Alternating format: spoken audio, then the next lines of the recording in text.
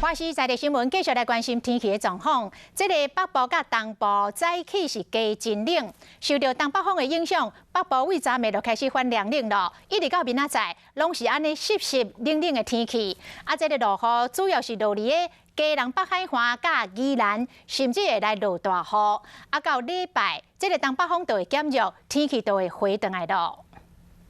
受东北季风的影响，北部天气搁变凉。9号透早5点，全台湾上低温出现伫新北市的石门区，干那13度2。日时新竹以北、宜兰日时的高温干那18度到20度。不过中南部影响较细，高温仍然有26度到27度。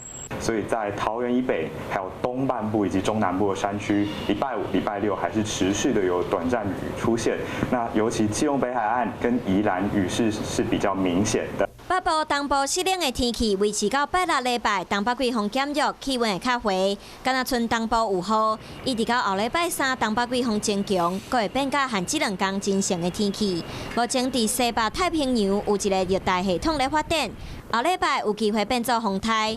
不过过去的资料，以1958年到2020年4月，敢若43个风台，其中4个爆发报陆上或者是海上警报。在过去的记录来看，真的变成轻台台风的记录上，目前是没有的。 气象局表示，4月风台主要对菲律宾行，或者是瓦北行向日本，会影响台湾的几率增加。就算这摆热带系统真正有机会变做风台，对台湾的可能也是袂有帮助。